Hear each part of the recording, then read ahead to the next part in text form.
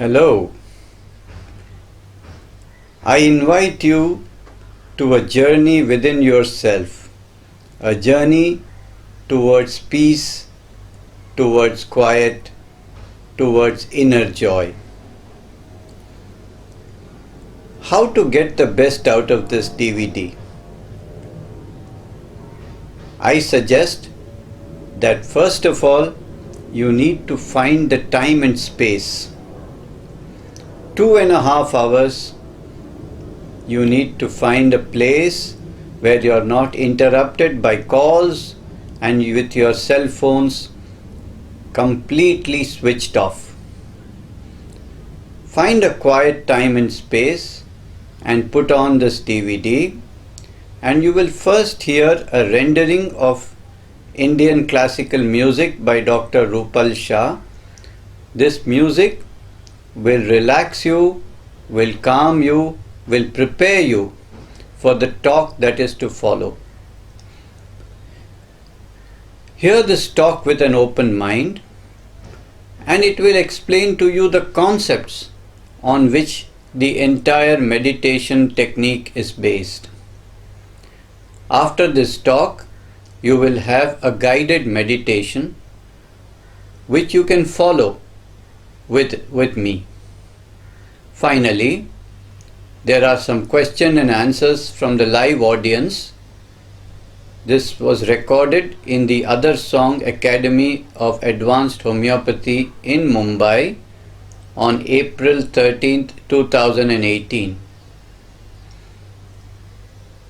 So, find a quiet time, an uninterrupted time and space, and give yourself up totally to the experience that you are about to have. I wish you a journey to peace.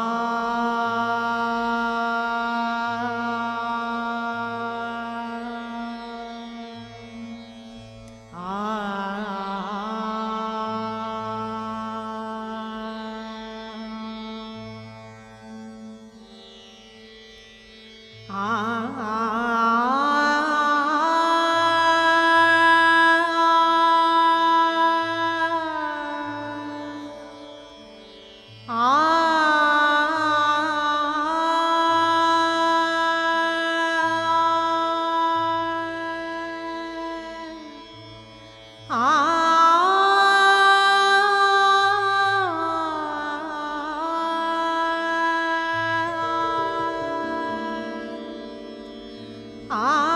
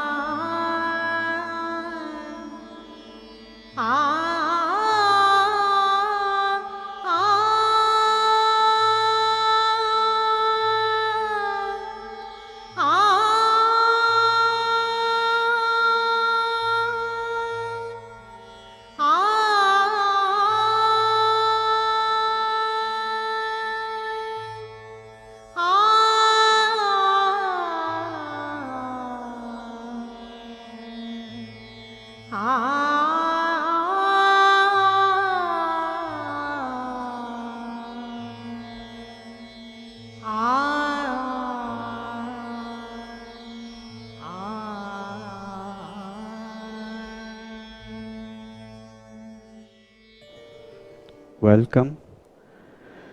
And first thing first, of course, to please switch off your cell phones. We certainly don't want them to ring in the middle. Just take a minute, just make doubly sure that there's going to be no beep or sound.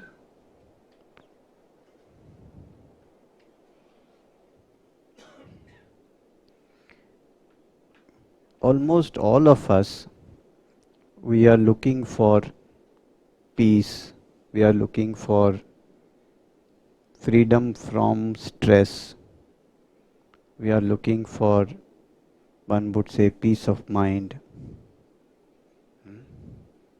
happiness, contentment,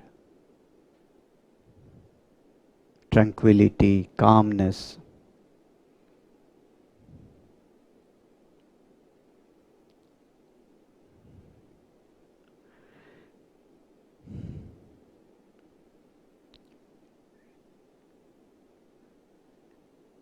And for most part, we don't find it, we don't feel it. Sometimes it is there, but most of the time the mind remains in stress,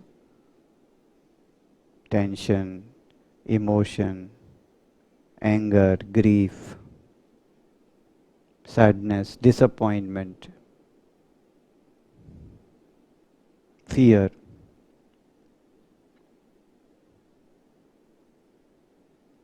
And all these emotions, thoughts, they steal the peace from within us.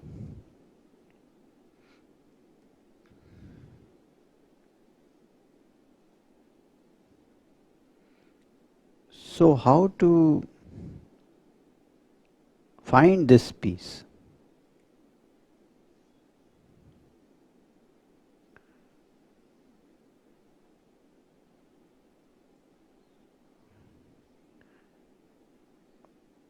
Some of the things that we do about it is that we try to find the cause of the stress, and usually we locate it in something outside of us. Our work, our spouse, our children, money issues, health issues, position, job, security. Something is not going okay. And what we try to do is we try to fix that particular issue. Sometimes it works, mostly it doesn't. And even if it does, very soon our mind is consumed in some other issue, some other problem. And again, the stress builds up. Am I right, or is it only for me?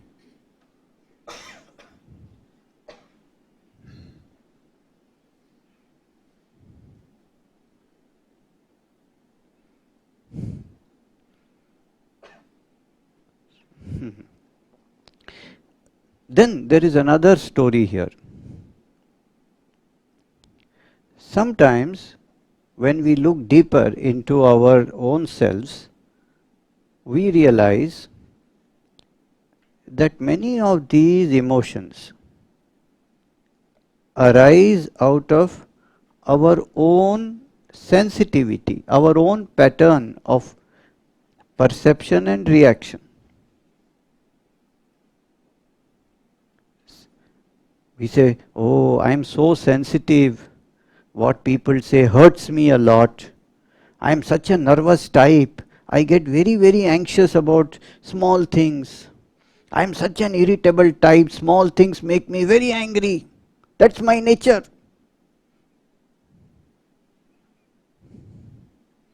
So we start to see that maybe the problem is not outside but the way we are. Then we take a decision.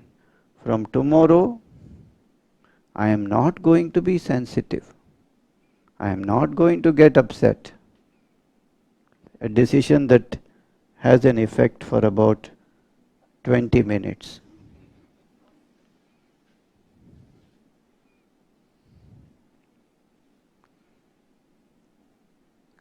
So, what to do?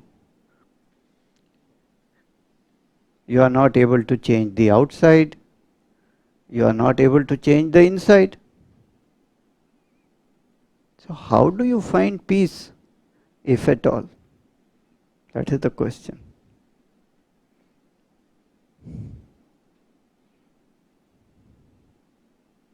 Is it possible to find it? And the answer is yes. Very positive yes. So then what is the method? The method can be several, but what I found, not I found, or I learned,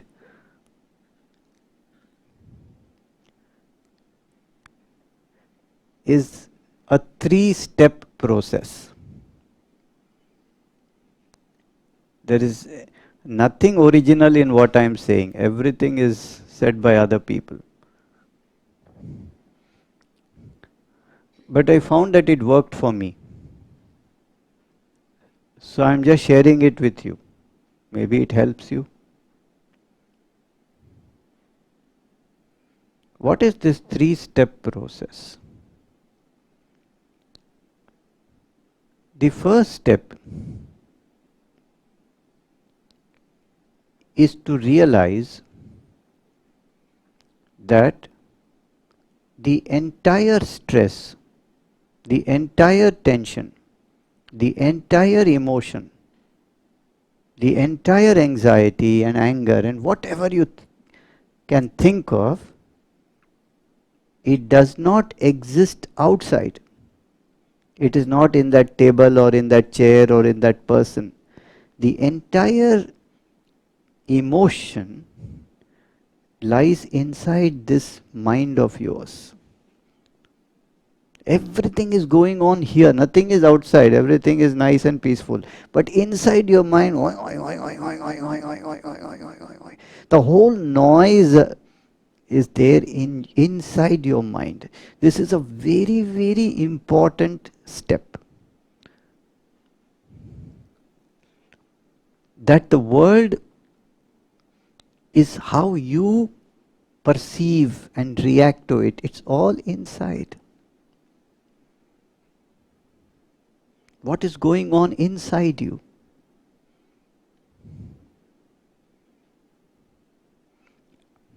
It's also a little bit of your own pattern. You are driving on the street. An auto rickshaw guy cuts you from here or cuts you from there or stops right in the middle.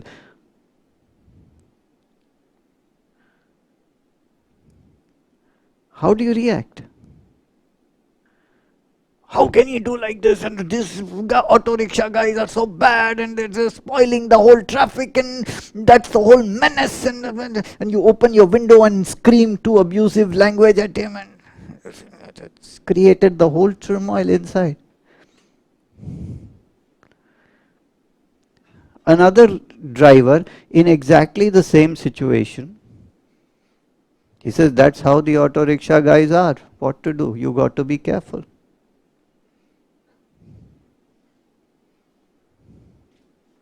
And he's not bothered because this is reality. But what you created was inside you, not outside you. So the first step is to realize that the entire complex of thoughts and emotions is inside this mind. How do you know that? Because when you are in deep sleep, you are in peace.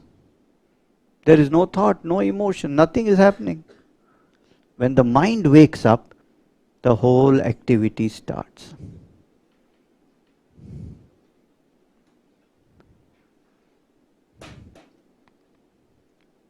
My teacher of music, he used to teach me this song.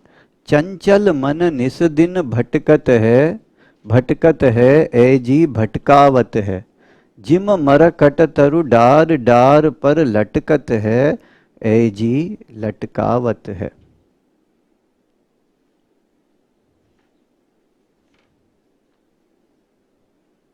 It means that restless mind, chanchal man, nisadin, all the time, bhatkat hai, wandering. Bhatkavat hai, makes you wander with it. Jim marakat taru dar dar par, like a monkey hanging on a tree, jumping from branch to branch, making you jump with it. That's your mind.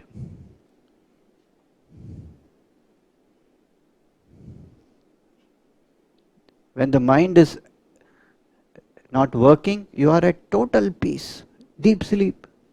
No mind, peace. So there is no such thing as peace of mind. There's only peace of mind. When you put a double F, then the peace starts.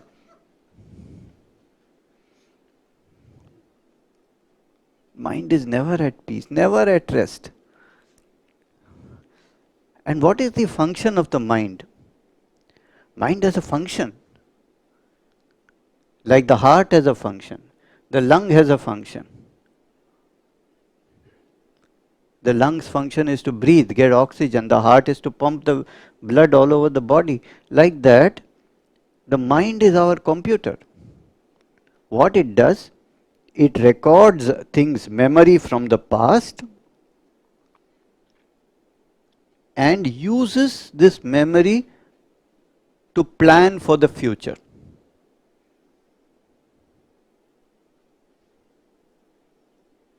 So the mind always has to remain in the past and in the future. That's the job of the mind. It's not supposed to remain in the present at all.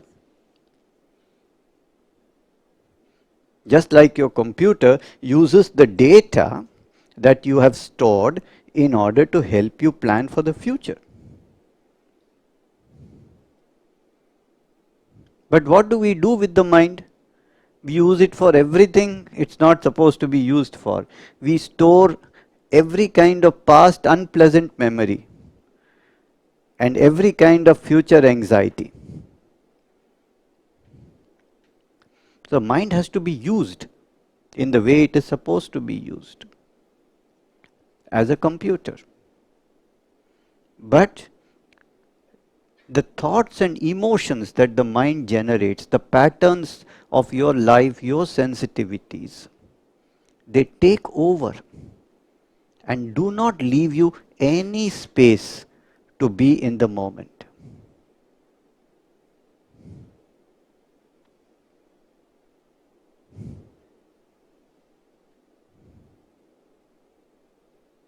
So we have to realize the first step is to understand that the entire turmoil is inside the mind and not outside.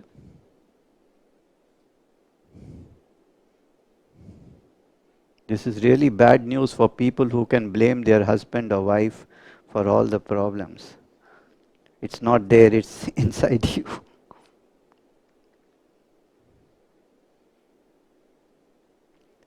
Then there is a second step.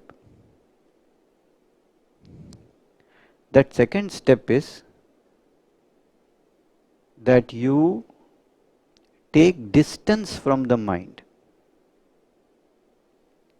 and you become a witness to the thoughts and emotions. So you are not involved in the mind, but you start viewing mind from a bit of a distance. And what does a witness, what does it mean? A witness is somebody who observes in detail, carefully, exactly, because he has to go and stand in the court of law and say, I saw that man had a white shirt with a dark blue pant and a shoe. That's a witness.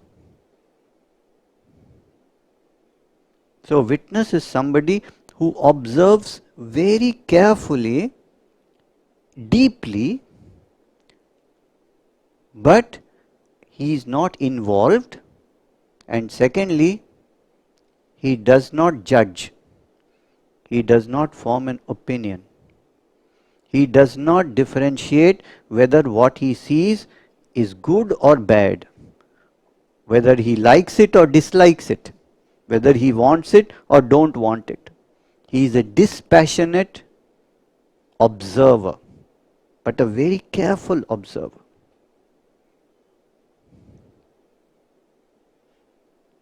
So our second step is to step back from the area of thoughts and emotions and come to the viewing gallery from where you can witness the mind.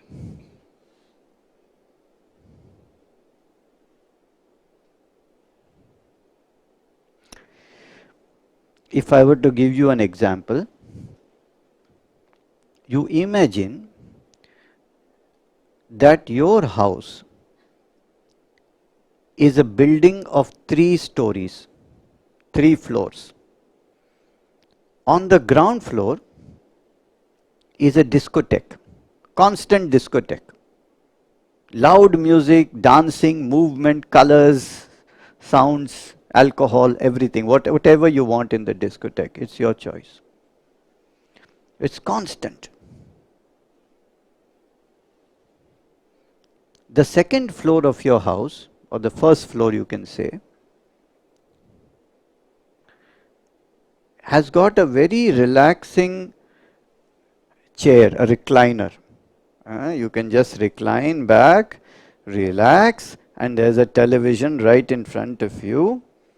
And this television has a live relay from the discotheque 24 hours. You can see what's going on in your discotheque. But you are relaxed, you are easy, and you're watching like a spectator, like an audience, not involved. You are not the one who is jumping up and down, but you are the one who is watching, witnessing. This is your first floor or second floor, whatever you call it. If you are a green card holder, it will be a second floor. If you are Indian, you are on the first floor, right? And then there is a third floor. And in this third floor, which is also to do with the third step we are going to take, there is nothing. It's just an empty room without the television, without anything. It's just quiet and empty. That's all there is. Peace. No noise, no television even. So the second step of this process is this taking yourself back and watching the mind as a witness.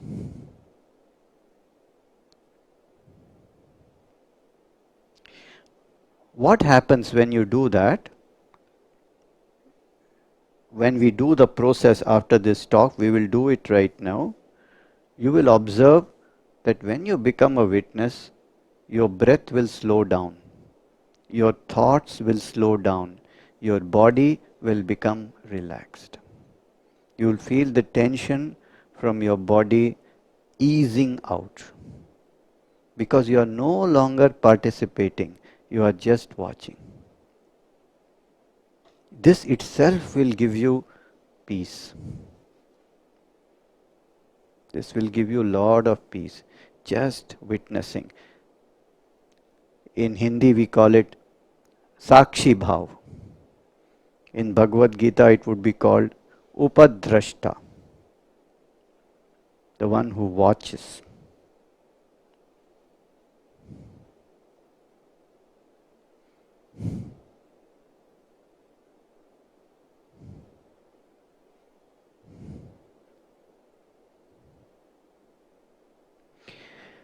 The interesting thing, of course, is that all these three floors of your house exist simultaneously.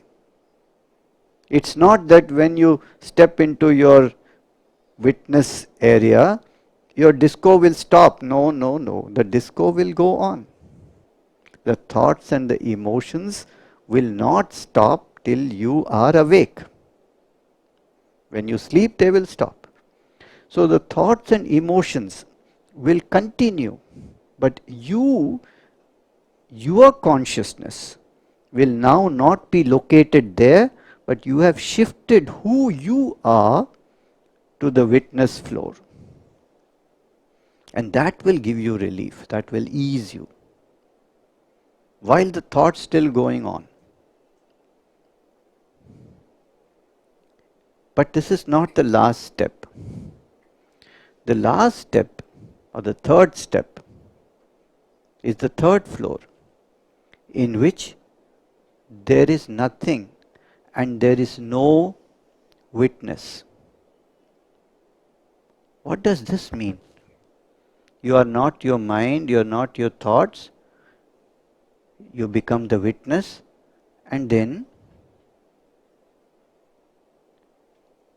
you are not even the witness. How can this happen? What is the process? The method to go from the state of witness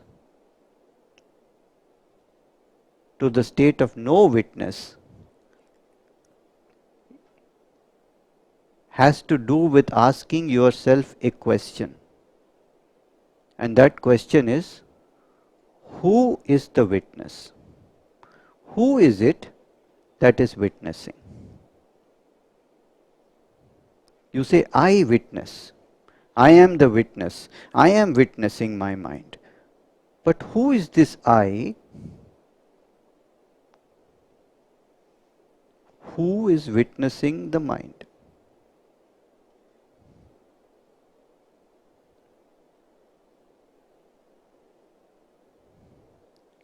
And then you say, I am so and so by name. I am Rajan. But who is Rajan? Is this Rajan? No, Rajan is a name given to me. It's artificial. It's not true. It's just a label. It could have been anything else. I can change my name at will. I just have to put the advertisement in the newspaper. I could become Osama bin Laden in no time. Of course, I won't. I'm quite sure of that, but I could.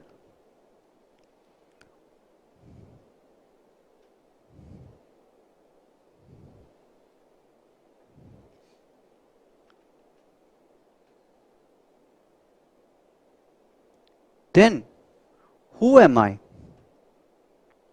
This is a very, very interesting question. In fact, somebody whom I respect greatly, Ramana Maharishi,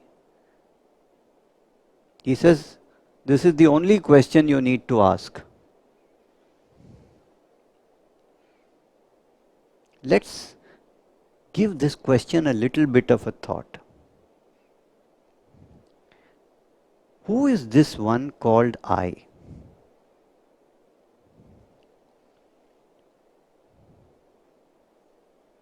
There was a traveler, a British traveler, a journalist, whose name was Paul Brunton. And he somehow landed up with Ramana Maharishi when he was alive many, many years ago. It was in the 1940s.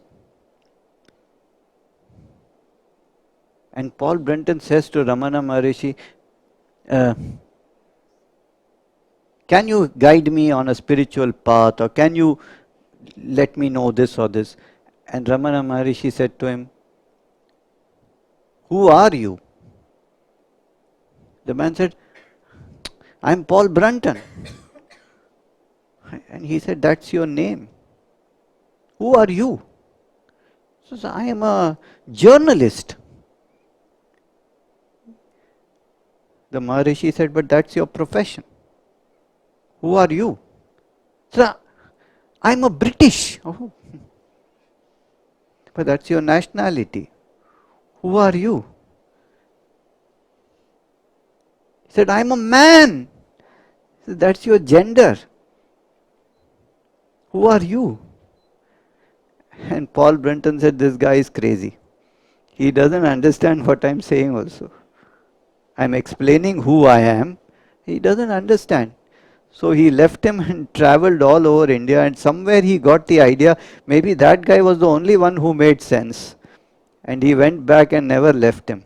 And he wrote many books on Ramana Maharishi. The first one was called A Search into Secret India, which I would suggest you should read. But what did Maharishi meant by this question? Who am I? I found this question actually, somebody's phone is buzzing, just look into that. This question actually is the most liberating question you can ask. Because you see, all our emotions and thoughts are connected to this question I. Isn't it so? Suppose you say sad. Can you say sad? Happy? Angry? Makes no sense. You have to say I am sad.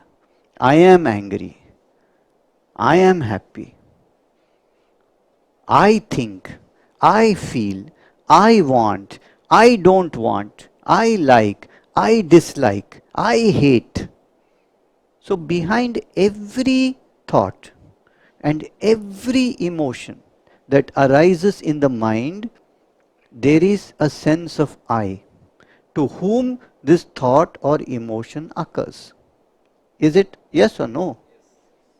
Can you have any thought or emotion without the basis of I? So who is this I who is angry, who is sad, who is upset? When you inquire this deeply, you will find that this I is something connected with your identity. My son spoke to me like this.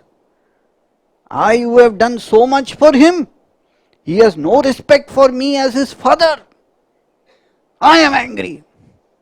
So behind that anger is a sense of I. I am father, I am big, I am the house owner, I am. And how can he talk to me like that? I am such a good man, I am such a decent man. How can he cheat me? So behind every emotion is a sense of who I am. I am the father, I am the homeopath, I am the good man, I am the... From this comes your thoughts and emotions. And therefore I like this, and therefore I hate that. Yes or no? Now you have to examine who is this identity. I want to tell you a very interesting story I heard about 2 months ago. You might have heard of Rajiv Bajaj. He is the MD of Bajaj Auto. He is a very good friend of mine. And he had come to our retreat. We have a retreat in Lonavala where we conduct a 5-day program. And he had come for that retreat one day. And he shared with the group a story. And I took his permission to share it with you. It's a very, very, it did have a deep impact on me. And it has to do with what we are talking about. He says they were making a movie on the first big Bajaj, his name was Jamnalal Bajaj, who I believe was like an adopted son of Mahatma Gandhi.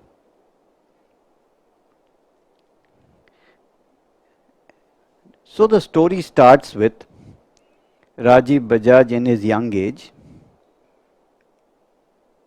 staying in the factory premises in Pune where they make motorcycles.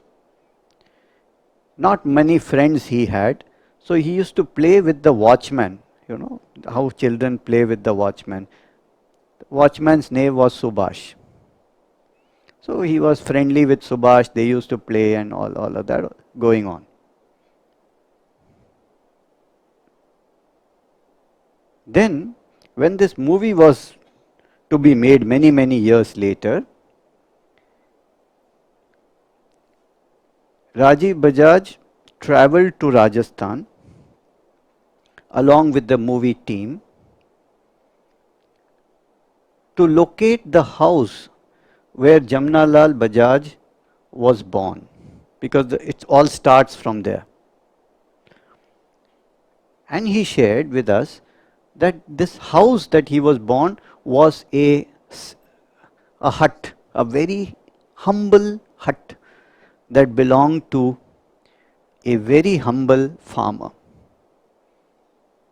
That's where Jamnalal Bajaj was born. And the story goes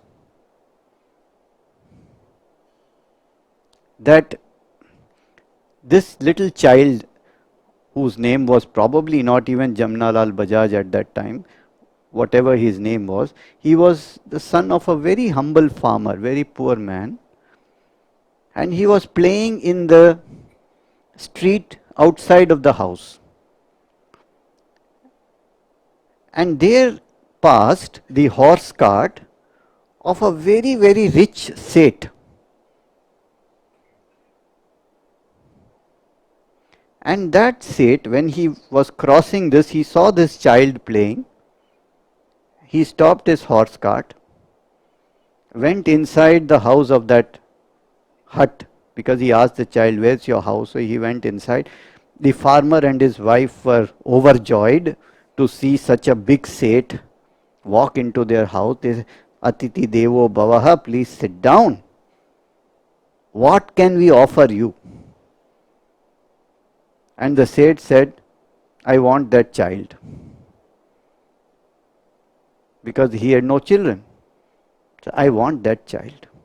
Now these people had already said, "What can we offer you?" Now you know this was many 100 years ago or something like that. We have given our word. We have to fulfill. So that is how that child got adopted by this Seth whose name was Bajaj, and he became Jamnalal Bajaj. And then he started the industry and whatever, and then Rajiv Bajaj is MD of Bajaj Auto. While Rajiv was standing in that hut, he saw that there was a neighboring hut. And in that neighboring hut, guess who was sitting but his watchman Subhash. "Are Subhash, tum idhar? You are here?" And Subhash said, "Yeah, this is my house." What a coincidence.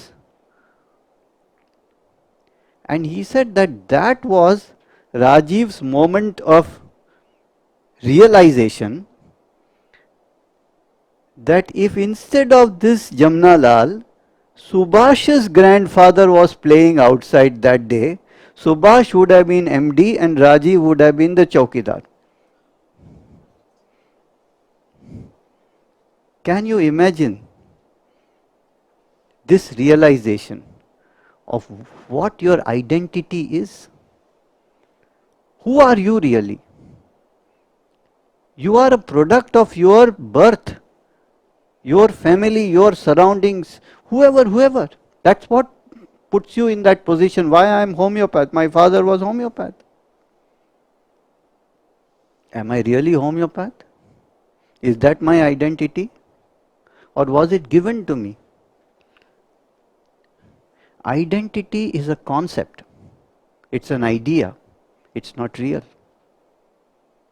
We think we are this and that. But are we really? Who are we really? Ramakrishna Paramahams used to give a very nice example. He would take a piece of cloth and tie it around his head and ask, "What is this?" They would say, "This is a turban." He would put it around his waist and said, "What is this?" Said, "This is a dhoti." He would start wiping himself. "What is this? Is a towel." He would lay it on the ground. "It is a bed sheet." Then he said, "This is nothing. This is just cloth." You gave it various identities. Because it was here you called it turban, it was here you called it dhoti. We are all like that. Because I am sitting here, I am called teacher. If I was sitting there, I would be somebody else. It is like water, no? You take water in a glass, in a pot, in a lake, in a ocean. It's all water. Just the container gives it an identity. This is a pot of water, glass of water, but what is all water only? So when we examine the question, who is this I who is witnessing? Who is this I who is angry, who is sad, who is upset, who wants, who doesn't want, who loves, who hates? I had a very interesting experience about 3 weeks ago. I was called to Nasik, invited to open the clinic of one of my students. So I went there, and the student is himself a senior homeopath. He had arranged a whole welcome. I had gone along with the Vice Chancellor of Maharashtra University of Health Sciences. Both of us had gone. So he had kept a whole one musical thing, and pa pa pa pa pa pa pa, and there were all women dressed in traditional Marathi clothes, throwing flowers and scent at us. And then we walked in, and then he had kept one asan for me like that, And then he put my feet in the water, washed my feet, put big garlands on me, put aarti like a deity, and then there were 4 Brahmin priests sitting around, and they were reciting the Sanskrit shlokas in the highest decibels possible. I don't know how they could produce that sound. It was amazing. And these shlokas made absolutely no sense to me at all. And it went on and on. I didn't see the end of it because one would stop, another would start.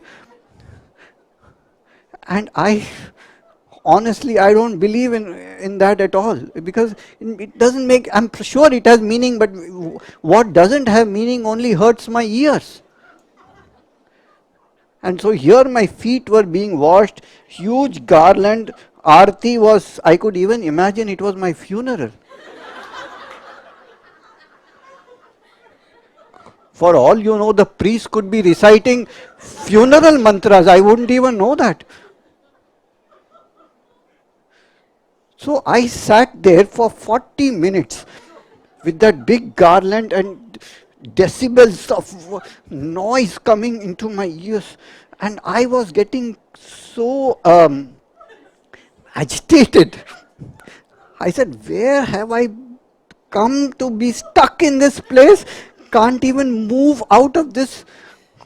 Oh, oh. And then I looked at this student of mine, and I saw with how much devotion and dedication he is doing it.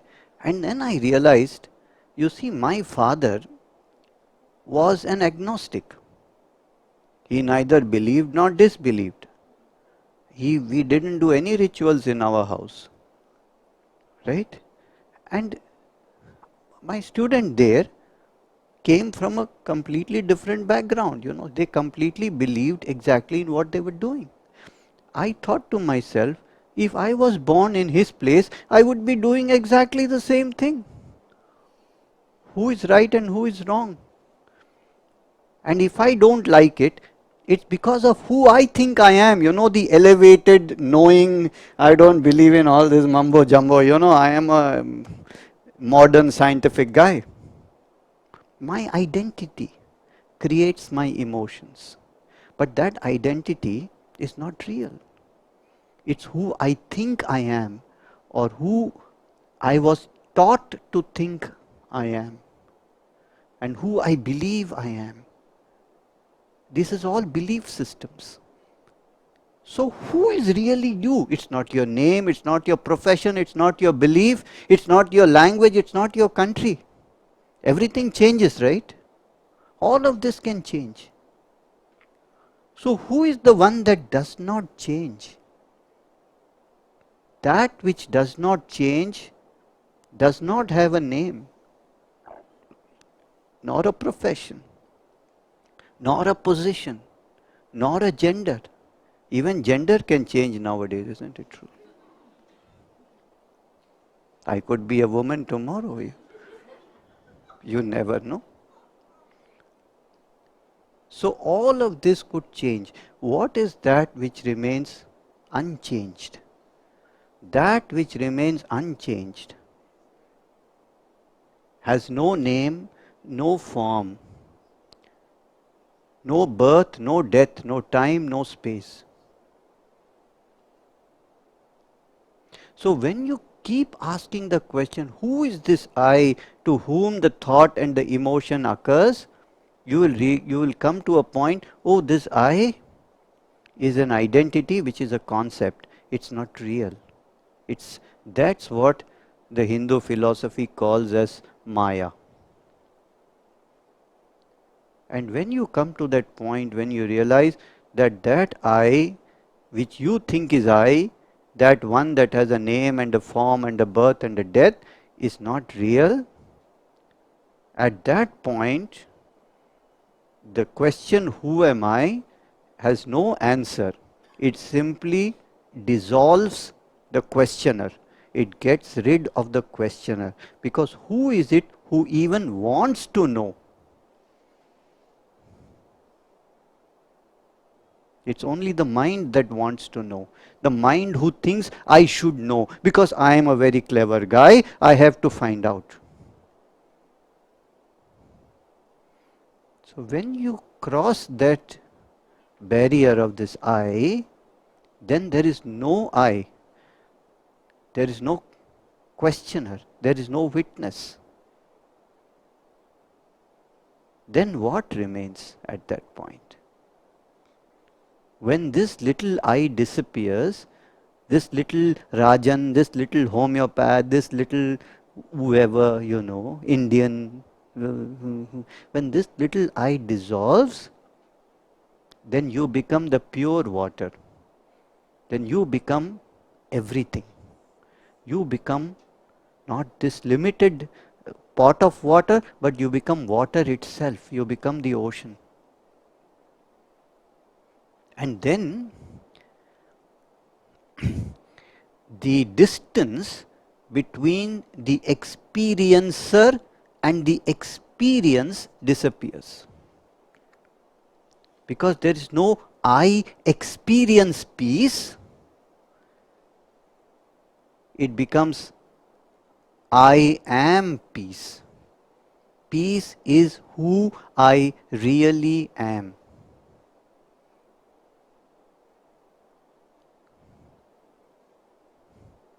And that's an experience you can have right now. When we do the process, many of you will go through that. It's not something you just have to know intellectually or read in a book. It's here and now. I can give you another example. These 3 steps, what we talk about, that means knowing that all the turmoil is in the mind, step 1. Step 2, witnessing the mind, becoming the witness. Third step, questioning who is the witness, dissolving the I and becoming that, not this I, but that. These are the 3 steps. It's like an ocean. First you see the waves, isn't it? You are on the surface, you are jumping up and down with the waves. If you are in a boat, for example, the waves will rock you, it will take you up and down, you're holding the side of the boat. This is how we are mostly living. In the turmoil of the mind rocks you, takes you up and down. You're happy, sad, angry, anxious. It's like a boat in the ocean, in a storm actually.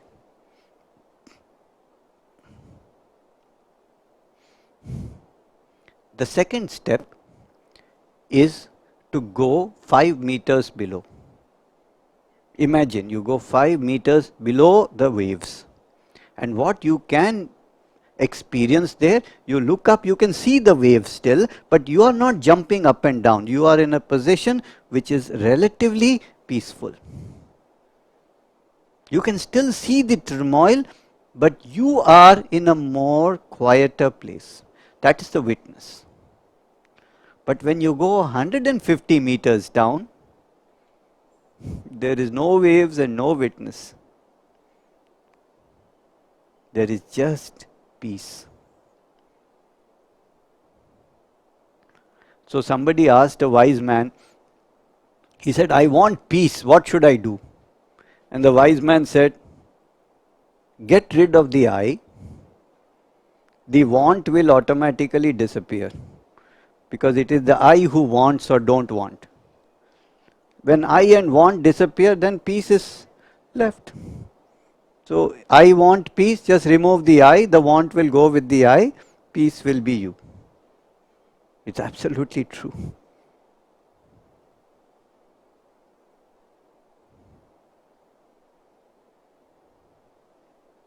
Because that peace is who we really are. In the turmoil of the mind, we fail to see that. We fail to see that deep within, peace is our essential nature.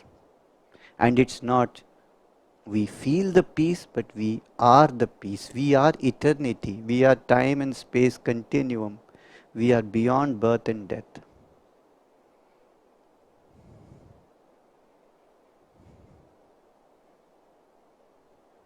Once I was in Toronto with my children, and we went to a planetarium, and we were made to lie on the floor and watch the whole show of the planets. And they showed us the human being size, and then they compared it with the size of the earth, and really we were very, very small. And then they zoomed out into the galaxy, into the Milky Way, and really even the earth looked small. And when they zoomed out even further, even the galaxy looked like nothing. So we are a nothing of a nothing of a nothing of a nothing, a flash in the pan. That's all we are.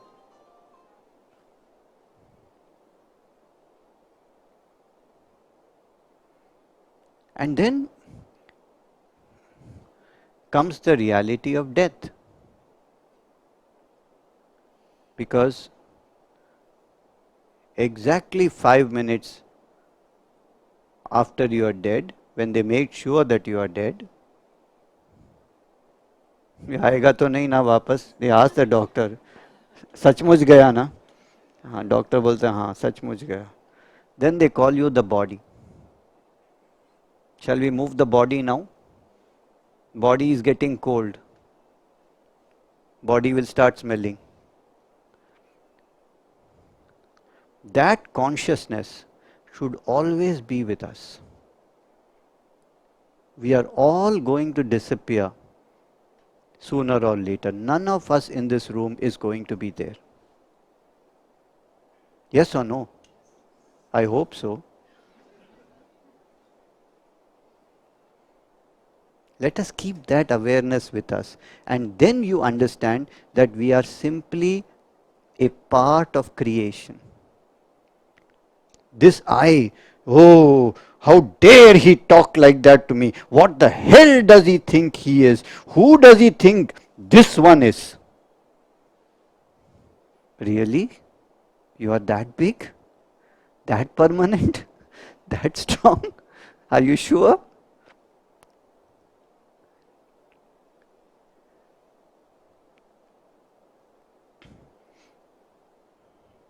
There is an apple tree. You go to the apple tree, and suddenly the apple tree starts talking to you. Hey, sis. Yes, yes, what is it? I am Jack the apple tree. Oh, you have a name? Yes. Yes. I am a great apple tree. I produce the sweetest apples in this jungle. So many people I have fed with such beautiful apples. Look at me. And you say, stupid fellow. You created the seed. You watered yourself. You grew. And you are creating apples.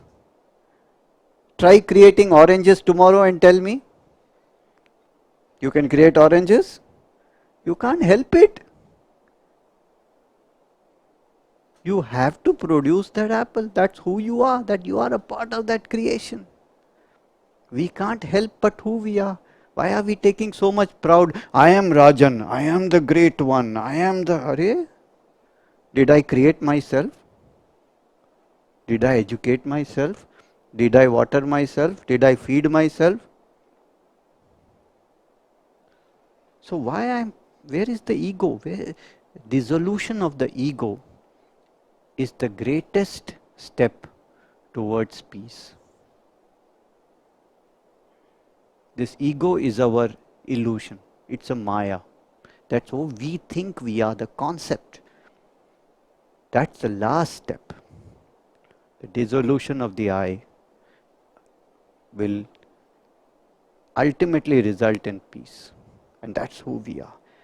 Now the question is, we are going to do the process and we are going to go through an experience. The interesting part is that all of these three levels of us, which means the mind, the witness, and the no mind, these are the three levels of us, the three stories. Or the no I, you can say. The no mind is the no I. You can say I feel, I think is one, I witness is second, and there's no I is the third. And these three states of being simultaneously coexist. All three are real. And all three are needed. You cannot say, I will always be in my third floor, in no I. I am enlightened. From now on, no mind I need and no witness. I will be here. What will happen? You will not able to reach home. You will all be here only. Just wandering here and there. You need your mind to get home. Feed yourself. But if you are always located in the mind and its turmoil, then you will not have peace. So you must become aware of witness and aware of the no I state, the timeless and continuum. The Sardarjis call it Sat Sri Akal. Sat is the truth and Akal is beyond time. If it is true, it must be beyond time.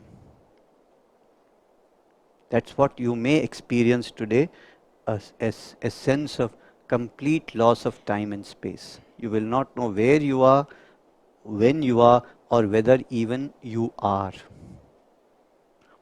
But once you become aware of that particular part of yourself, then that awareness is continuous. Even you are acting, you are eating, you are talking, you are walking, you are fighting, you are getting angry, you are getting sad, right? But it will not have that impact on you. The waves will be going on, but it will not affect you because you are aware of deeper levels of being.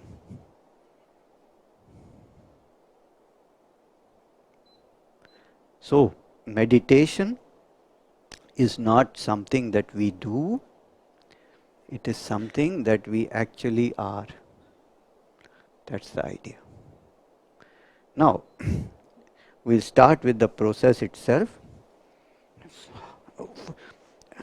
What do you have to do? First of all, it will take about 30-35 minutes.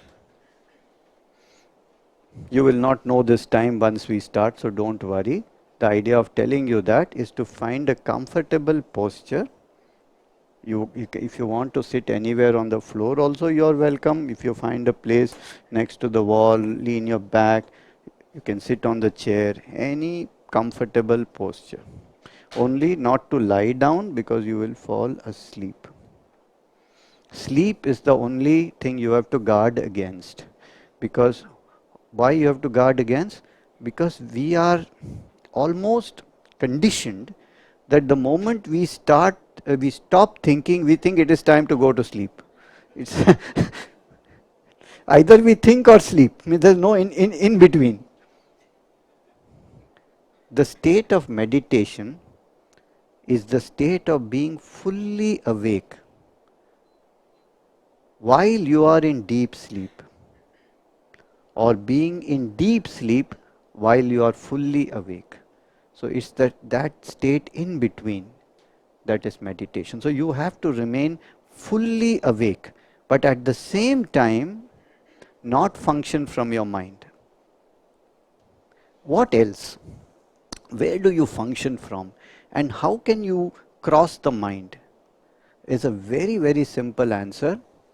And that answer is that because the job of the mind is past and future, means where have I seen this before, what should I be doing at that point, this is what the mind does. So what is the opposite of that? The exact opposite of that is experience. That means to be in the moment, to not classify it, to not give it a theory or anything, just experience whatever there is exactly as it is, with complete awareness. When you do that,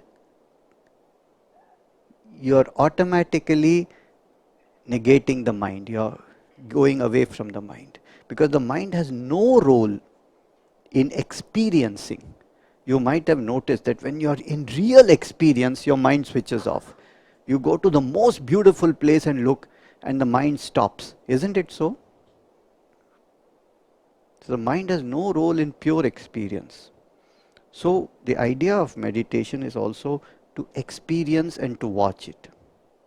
And whatever happens, even if you get a thought, for example, nothing is happening to me, why have I come here, maybe it's not good for me, maybe I'm not good for it.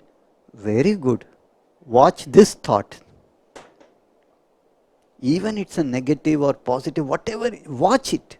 Be aware of the thought or the feeling. That's all that there is to it. So the process is watching in a comfortable posture, and we have to start to watch our breathing. Why we watch our breathing? Because when we start to watch the mind directly, the mind takes us on a journey. It will wander off. So it's much easier to anchor yourself, to stabilize yourself by watching the breathing. Once you start to practice watching breathing, then you can use the same practice to watch the mind.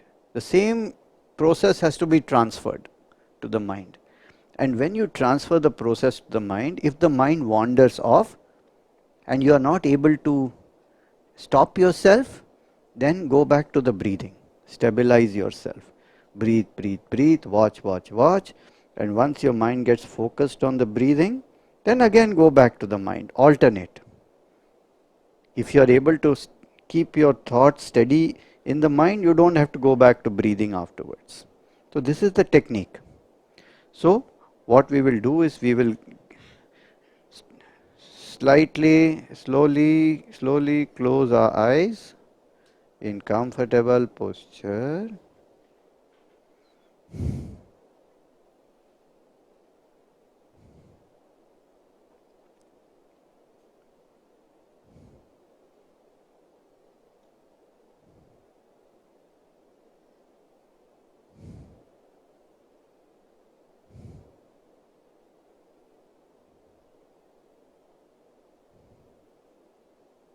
Relax the body. Just let go.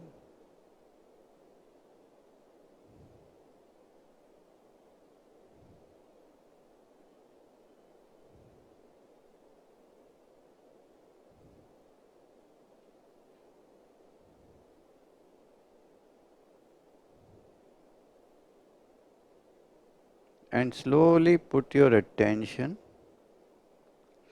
on the breathing.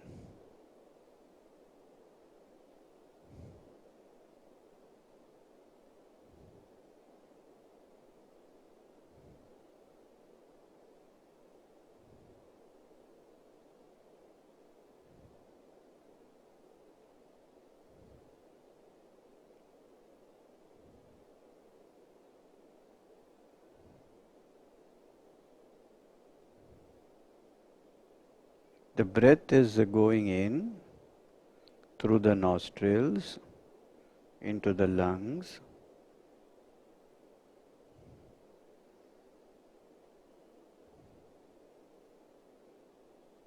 And then there's a little gap and then it comes out. Watch it very carefully. Observe which nostril does the breath go in through? What is the temperature on the upper lip? What sound does it make? Where does it go in the lungs? What happens in your chest and abdomen as you breathe in? Just put your complete attention, like a scientist making a research paper on the breathing process.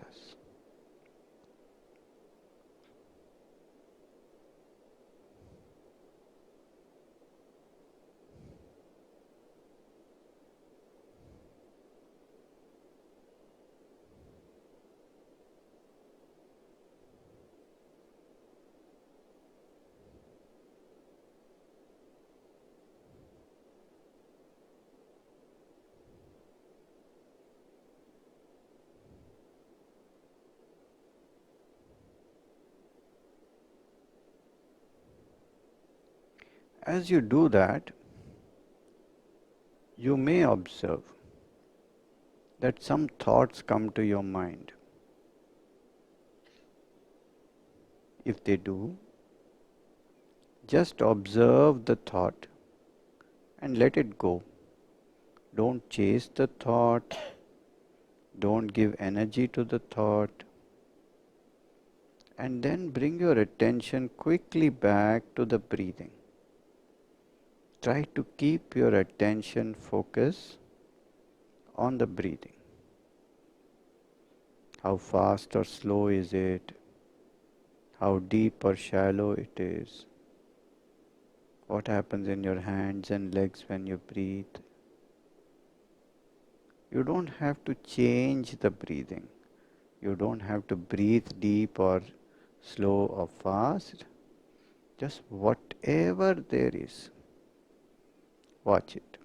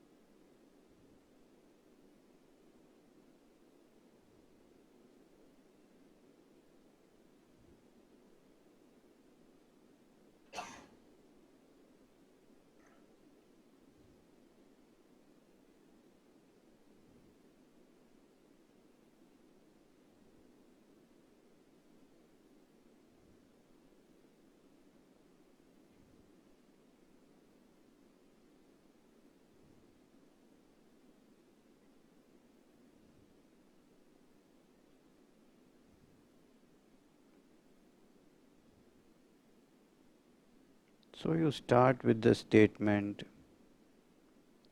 I am breathing.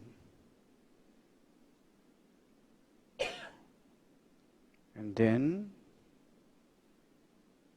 by watching, you realize I am not breathing. Breath is happening. I am just the witness. I am just watching. I am doing nothing. It is automatic. I am just the observer.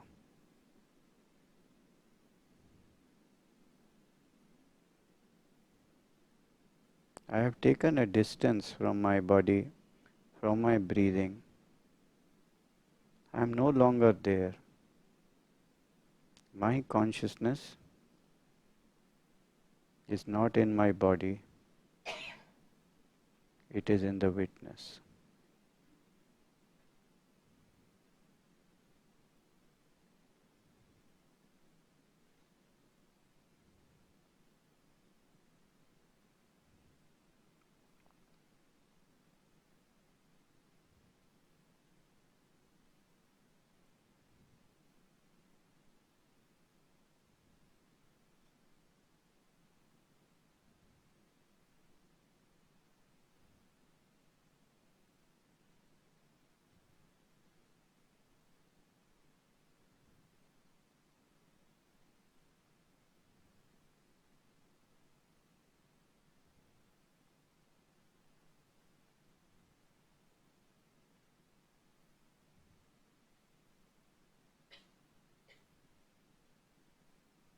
Thoughts, images,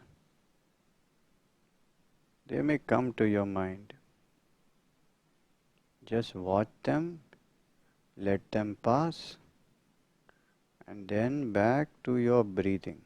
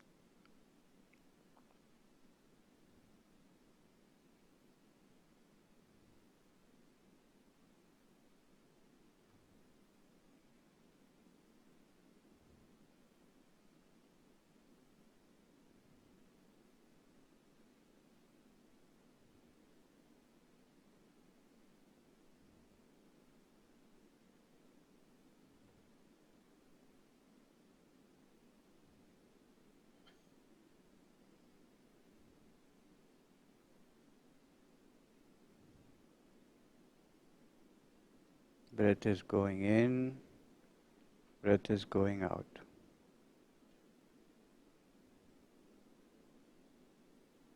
You are watching.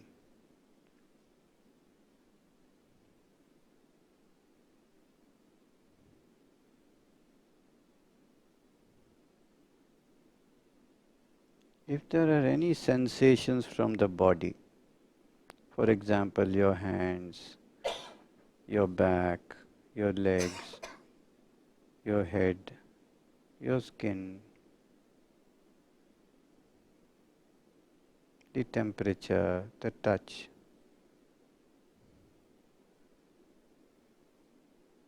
just witness all of that without any judgment. This is how it is.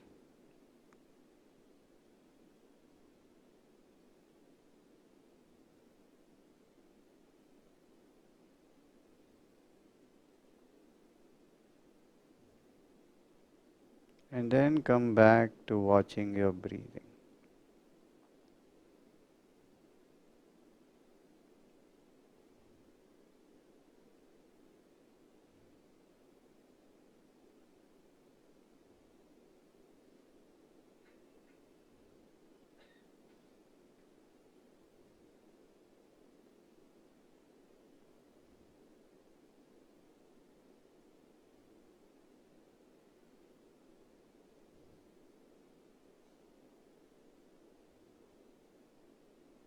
Everything around you is within you, the noises outside the room, inside the room, the light. Just observe from a distance without any attachment, detachment, like or dislike. Completely accepting what is as it is. You are merely the observer.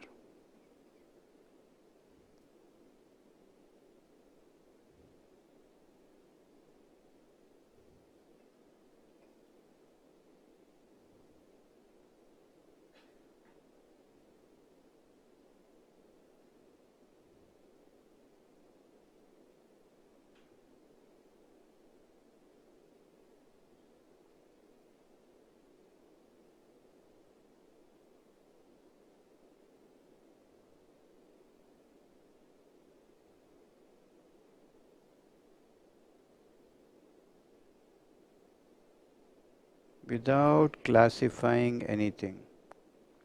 Comfortable, uncomfortable, pleasant, unpleasant. No classification. Just what is as it exactly is.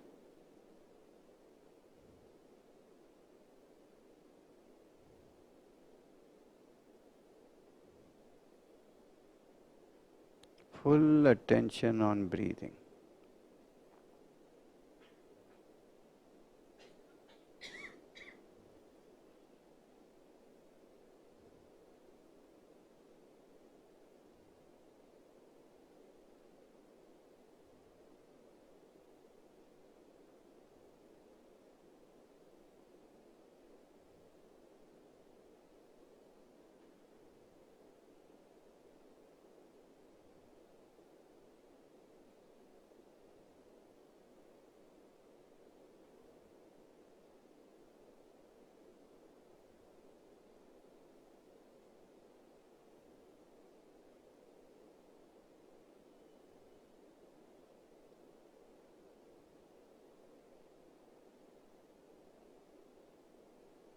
You may find that your breath has become a bit slower. You may find that thoughts are a little bit less frequent. You may experience a kind of relaxation, letting go, not participating, just witnessing.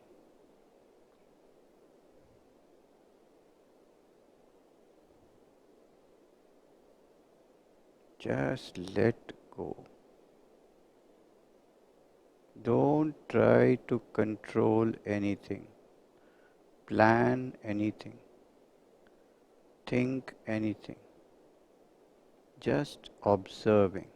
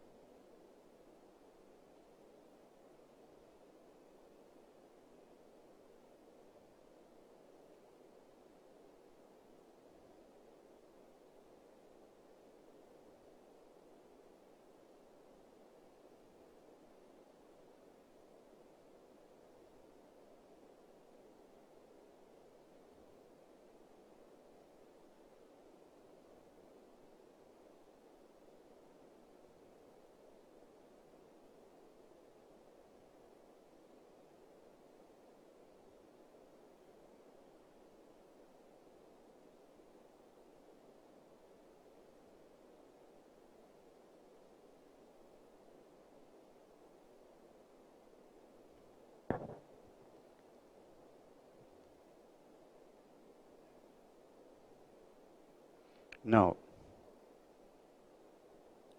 probably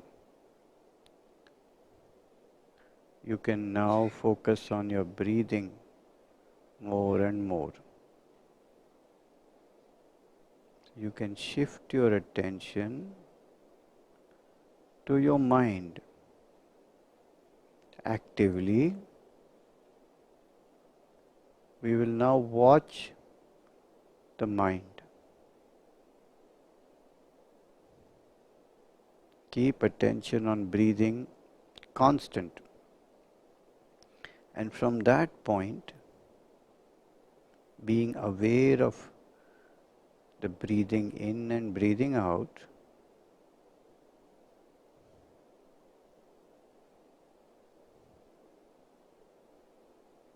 put your attention on your mind.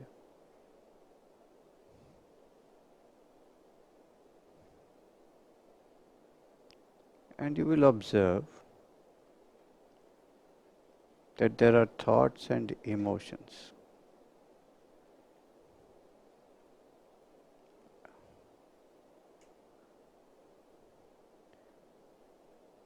These thoughts and emotions, just like your breath, they arise and they subside. They come and they go. Not a single thought or emotion remains constant.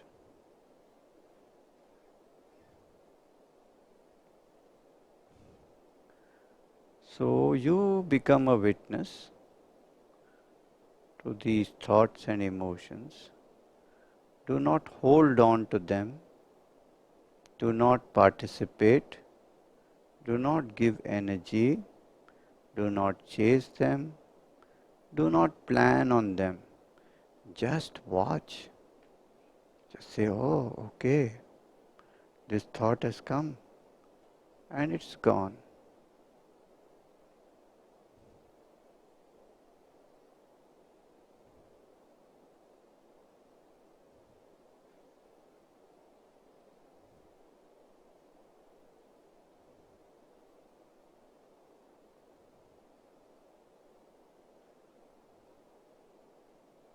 If your mind takes you away, then put your attention back on the breathing. Steady yourself. Put all the focus on breathing till you are able to concentrate fully on it. And then shift the focus back to the mind and observe.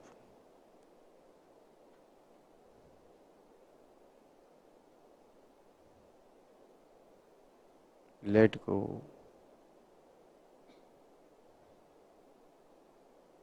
Keep awake. Actively observe the mind and the breathing.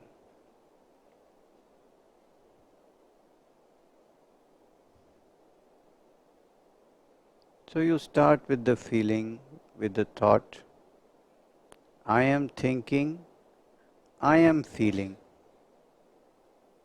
Just like you said, I am breathing. But it's not true. When you become a witness, you realize, just like the lung breathes, the mind thinks. You are not thinking, you are not feeling. Thoughts and feelings happen automatically. You are just the observer, the witness. Come into that witness mode. Take distance from mind and breath.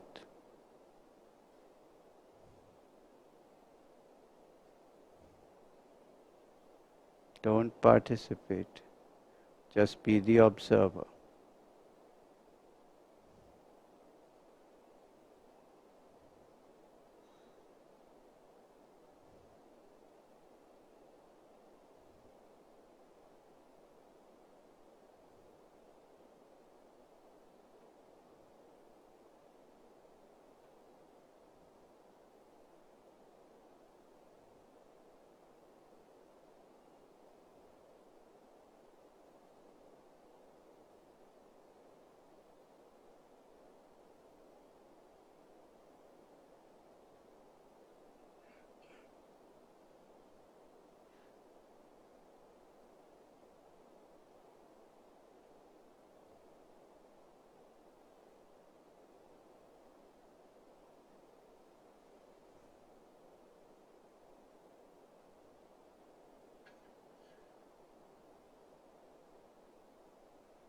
If the mind takes you wandering, put your focus on the breathing till your mind is steady again. Then shift back to watching your mind.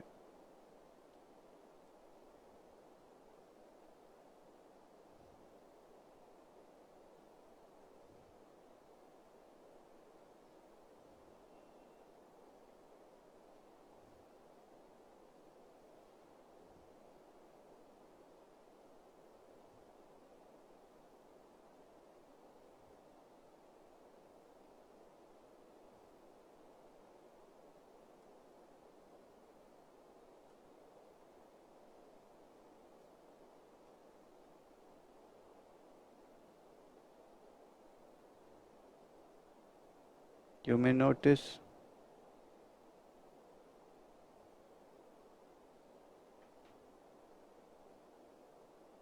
that your breath is slowing down more. Thoughts are less and less frequent.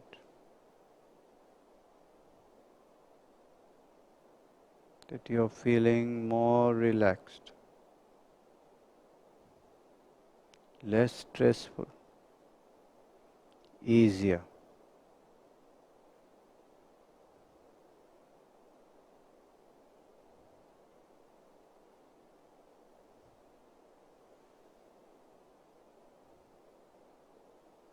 Be fully awake and aware. Remain awake. Watch, watch, watch.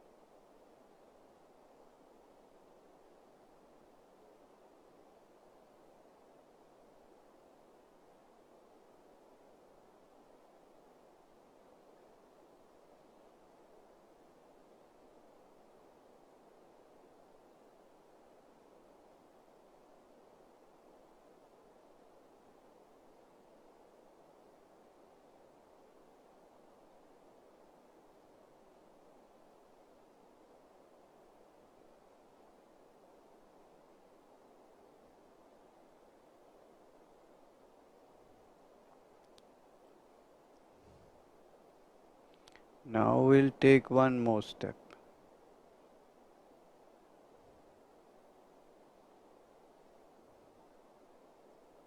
You have probably shifted from the level of mind body to the level of witness. You are watching your mind, you are watching your body.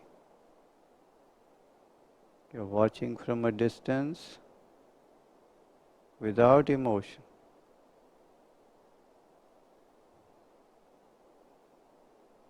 You feel relaxed.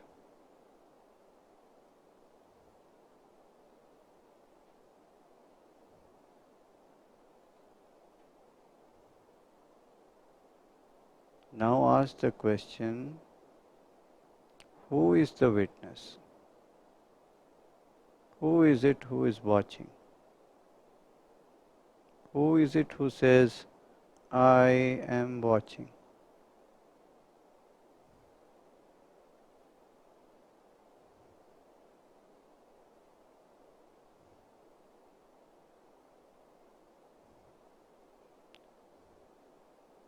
What is this person's identity? Is there something called I? Or is that I itself a thought?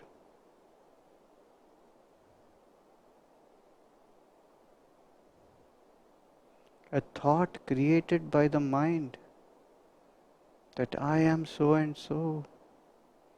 I have this body, this destination, this location, this figure, this position. This I itself is a creation of the mind. And it is to this creation of the mind that everything happens. I like, I dislike, I feel, I want, I don't want.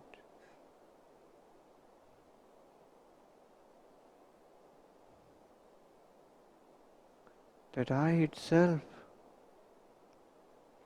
is only an imagination.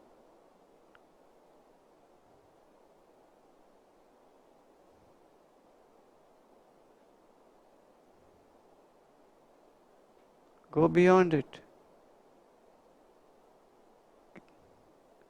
Let that imagination disappear. Your concept of who you are disappear.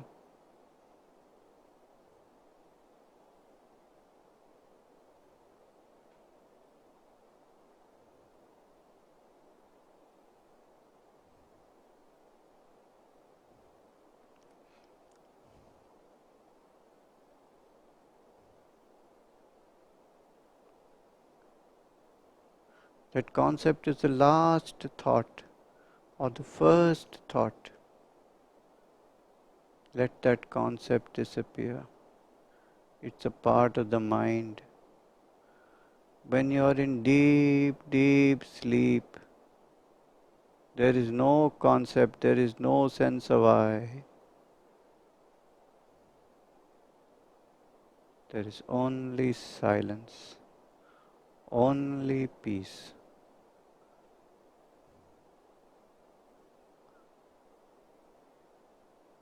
In that space, there is no time, there is no I, there is only peace.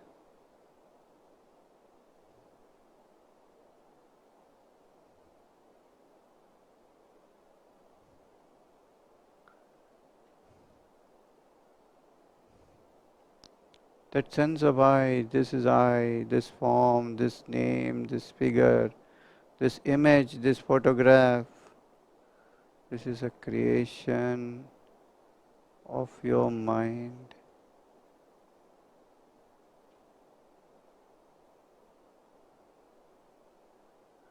Go beyond, step beyond, dissolve that image, get rid of it. It is your illusion.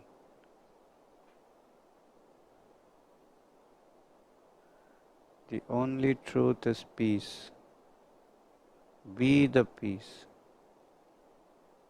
Don't be the I. Be beyond the I. Be the peace. There's only peace. Only silence. Like the silence of deep sleep.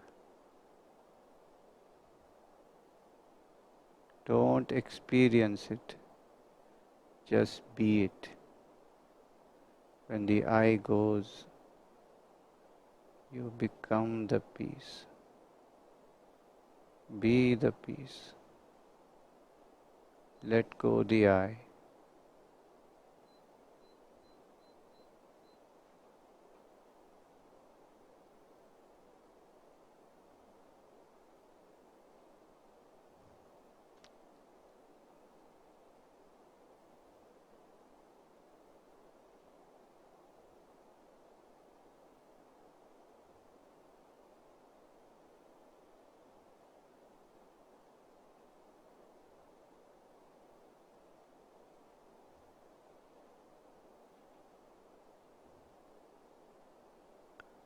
While you're fully awake,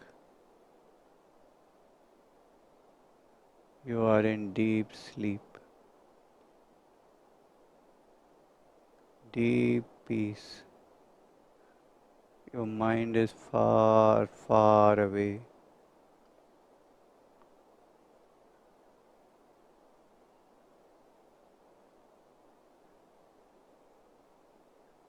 You are experiencing silence.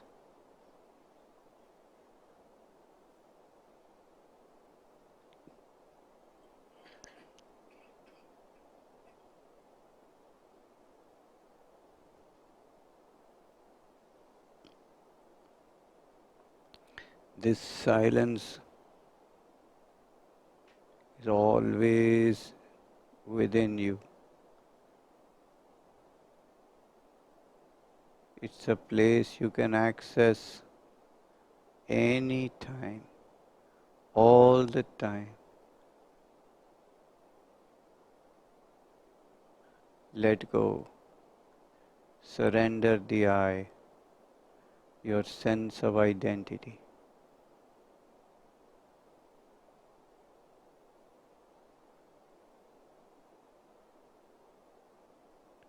Peace is your very nature. Dissolve.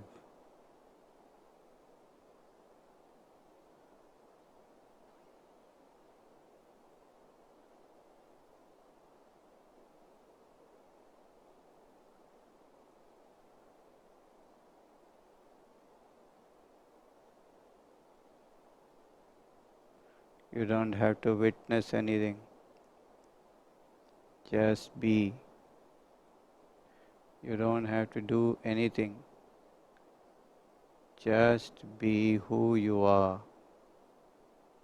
Timeless, formless, nameless, deathless, truth, peace, joy.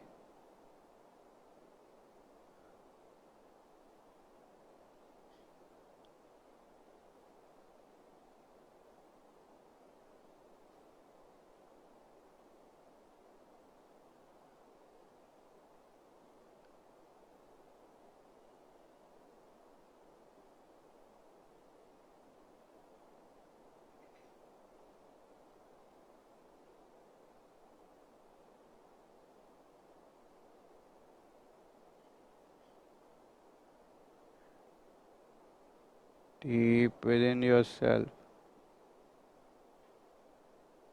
an ocean of peace. Let go of yourself.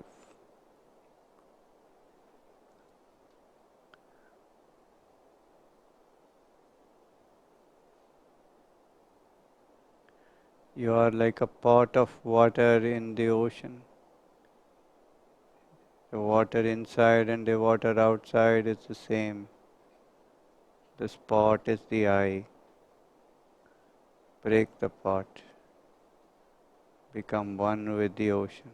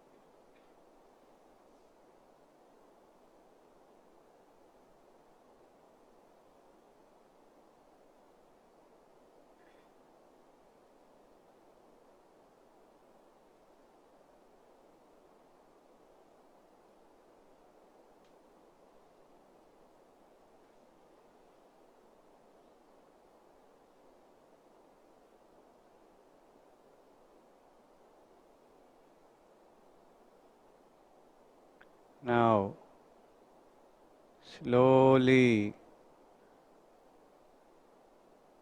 come back to current space and time. Think, get your mind back. Where are you sitting? Seventh floor, Other Song Academy in Juhu Gali. Friday evening. It's about 8 p.m. 8 p.m. Slowly get your consciousness back in space and time. Let your eyes open slowly. And with your eyes open, keep the same posture. With the eyes open, aware of the outside, experience the same peace within, the same silence within.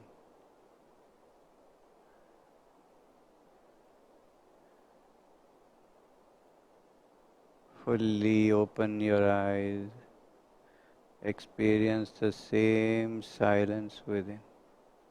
And when you do that, let your eyes close again slowly.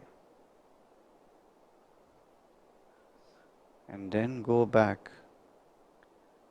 to the same state again.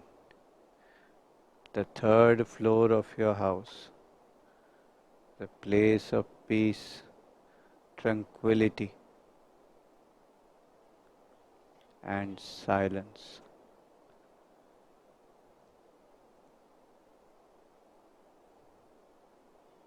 Again into that timeless, spaceless, formless truth.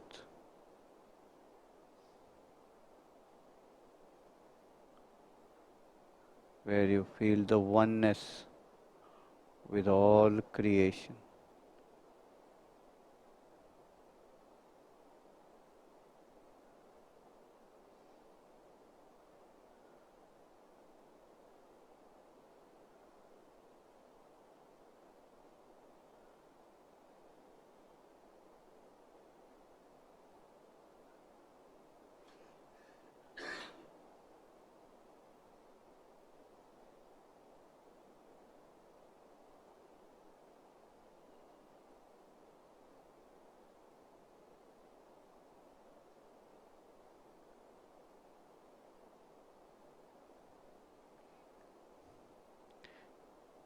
If you're not able to do it again, just witness the breathing, witness the mind.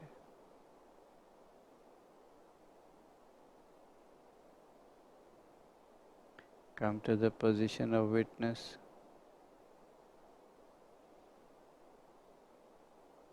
Ask who is witnessing. You will get a name and a form. Say, this is the I who is witnessing. Understand that that I is a creation of the mind. And then go beyond that.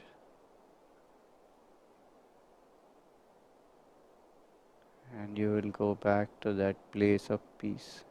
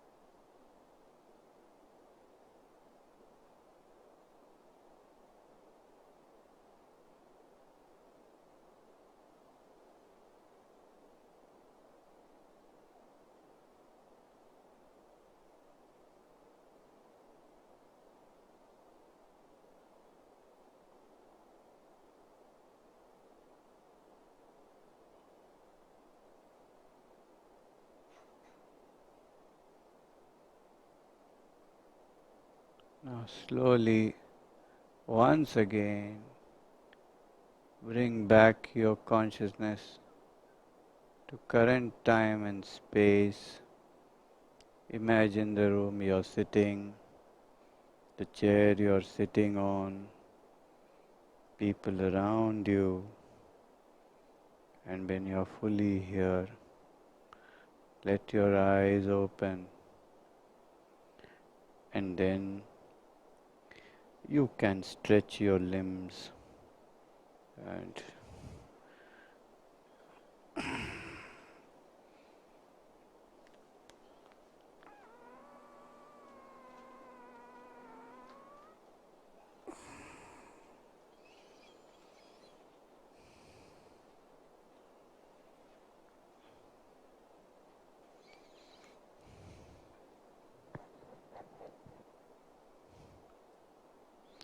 lights.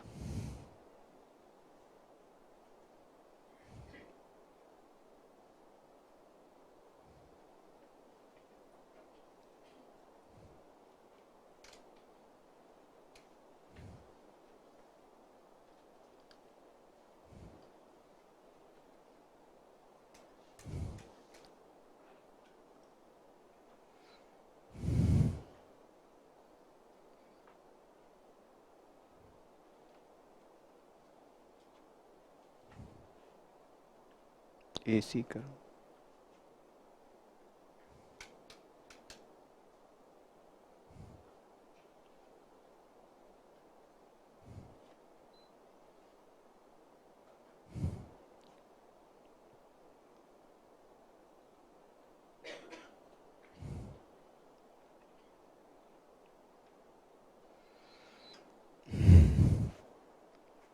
If anybody would like to say something, to share your experience, or to ask a question, you're most welcome.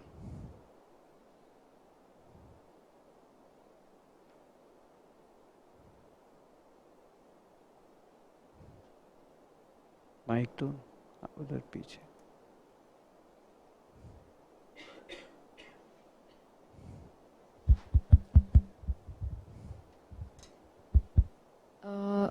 How do you achieve this in your daily life in those moments of not so much tranquility?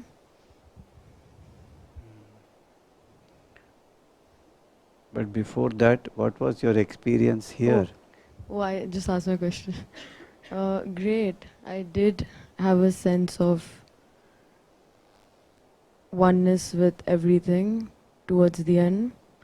And especially, I felt it stronger when I went back to it. It was going back to the state of just being with elements apart from the human race. So you want to know how to have this state in everyday life, especially in times of stress. Is that your question? Yeah, in times of like not so much stability of your mind. So, well, I think firstly, you had a glimpse that such a state exists within you. Is that true? Yeah, Yeah. true. So that's a very important first step. You know it is there with you. The second step is to try and practice this on a more regular basis so that you are more and more rooted in that. And especially you need a time which is quiet and which you are not interrupted. And also if it is done in a group, the effect is enhanced.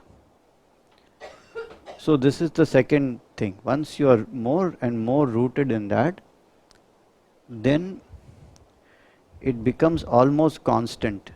Because even when you're talking, you're eating, drinking, shouting, fighting, so there's a part of you that is active, the active mind, and then a part of you automatically becomes the witnessing mind, and the third part of you is constantly rooted in timelessness. And this is all the three states can coexist all of the time. Alright. It will become a automatic process, but it requires practice, right? So when you learn driving the first time, you got to be aware of the steering, of the gear, of the signal, of the cars, and then you don't know what to do, right? So you first practice in a quiet street, and then you come in the traffic, and as you do it more and more, you can drive even without being conscious of it. You can keep your other arm engaged in whatever activity you want, right? So in this way, with practice, it can, meditation becomes a constant process. So all the time it's constant. You're, I'm talking to you right now, so part of me is taking in your question, kind of understanding what to say that might be of help to you and to other people. This is what the mind is doing. But the other part is witnessing. What, who is this? What is my emotion? Am I, what is my thought? Am I talking this out of my ego? Am I trying to portray something I'm not? What is going on? Who is this?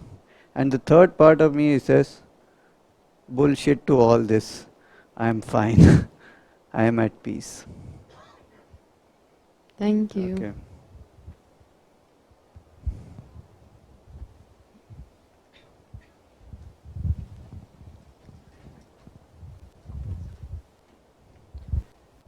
I had a feeling of itching Itching. on my upper nose, Okay. upper lips, Okay. and finally some kind of heaviness in the head.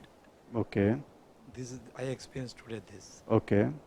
at the same time. Can you hold it a bit closer? Yeah. Yeah, but then when I think that when we talk of this, the oneness which you finally say you are at peace, which we talk of, which I have not experienced today. Okay. But is it the same thing what we talk about soul or eternal joy and peace? It is all same? All the same. All the same. Right. Different names to the same nirvana, mukti, samadhi, Right. all the same thing. Right. It's just different companies selling it under different brand names, basically. Yeah. Okay. So I ignored the itching and it went away. Right. But the headache, like the heaviness in the head, is still there.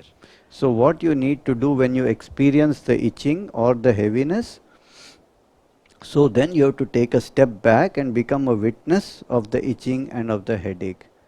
And then question, who is this witness? So whatever happens to you, pleasant, unpleasant, don't worry about, am I feeling peace or not? If you think about, am I feeling peace? Then start to witness this thought, am I feeling peace? Right? And then it goes, it's a Thank you. yeah, Thank yeah, you. yeah. You know, I had an amazing experience because I do this meditation sessions in my clinic once a month. We have about 20 people because that's all my clinic can accommodate. And last time there were so many people who wanted to come, so that's why I decided to relocate it here. But in my clinic there was an air conditioner, you know, and it was hot, and the air, we couldn't switch it off, and the air conditioner was making noise.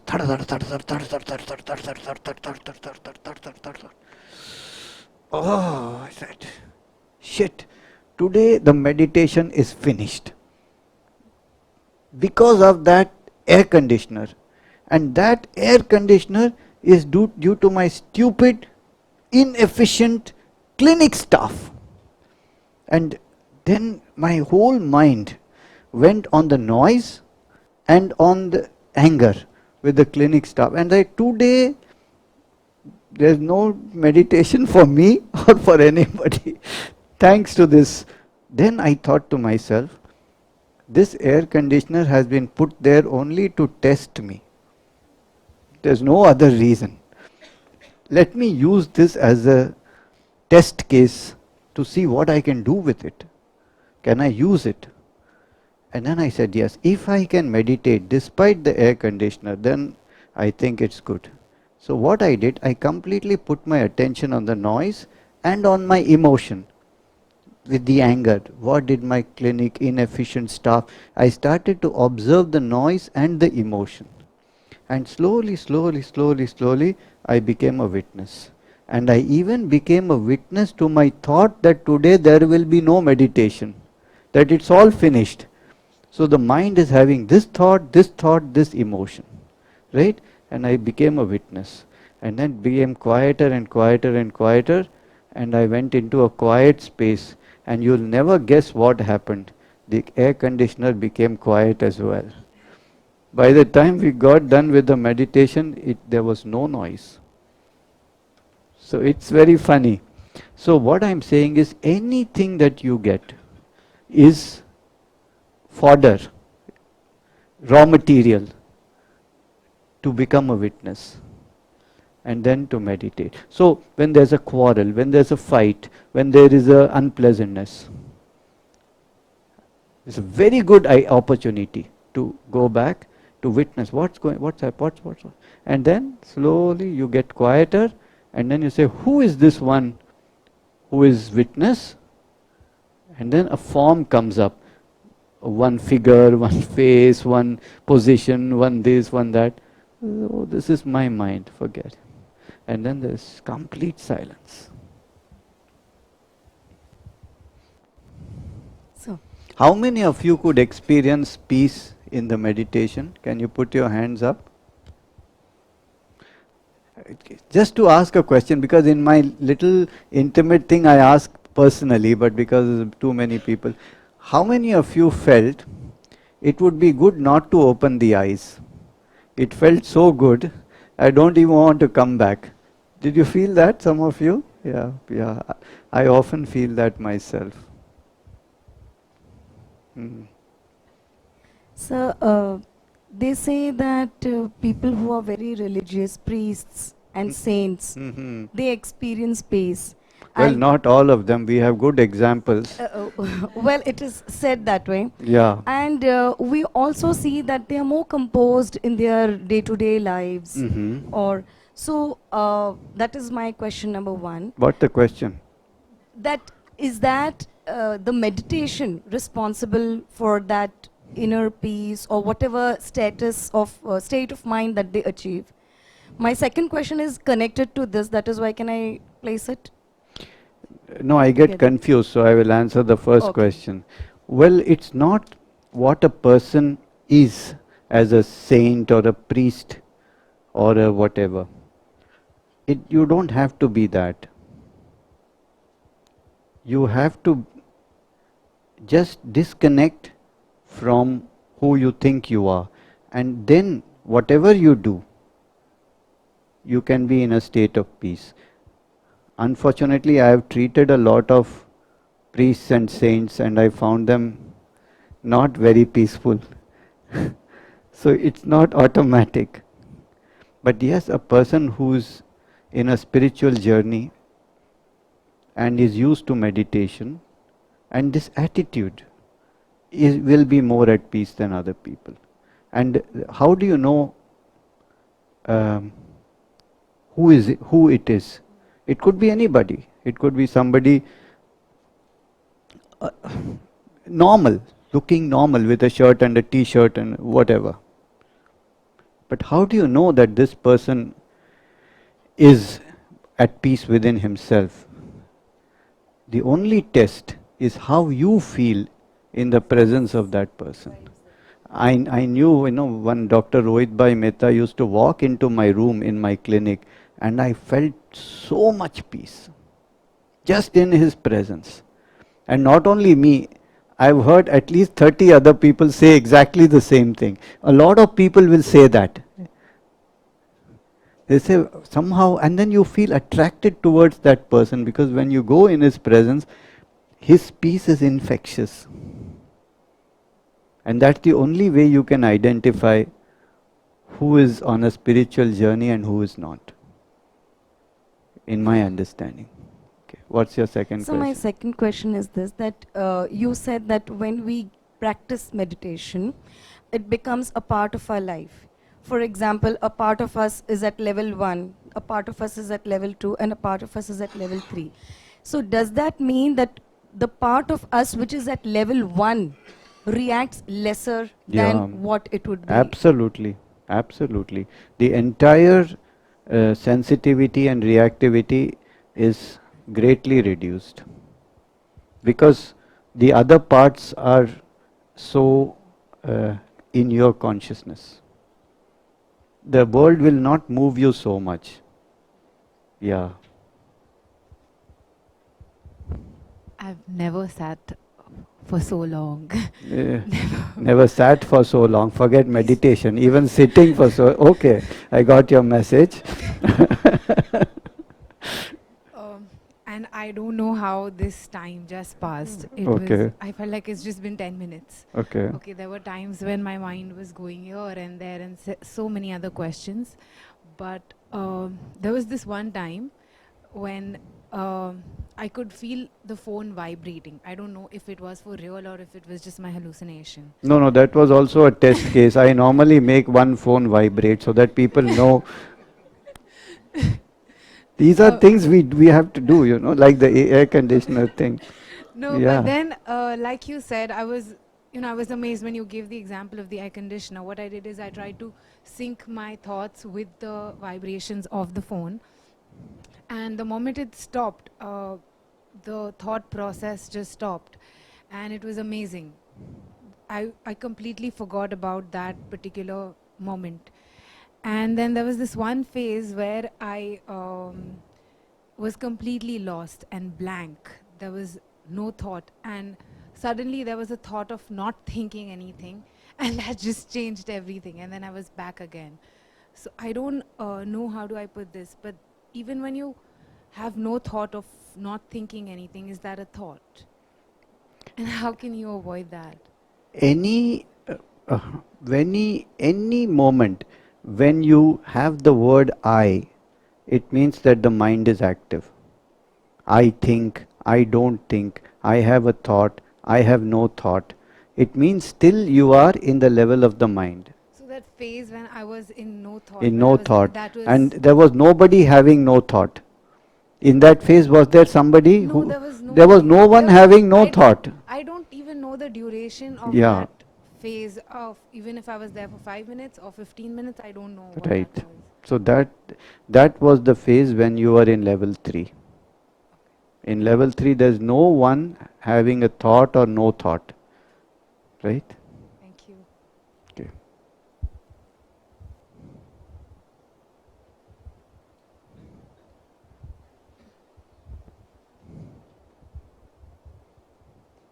Any other experiences or questions? Sir, at one stage I feel that I avoid, I obstruct my sleeping mode. Yeah. That was and after completing meditation, I feel that I had slept after so many years so nicely. Very nice. That is the feeling. I don't know. Very whether- nice. It's perfect. Yeah. That's how you should feel.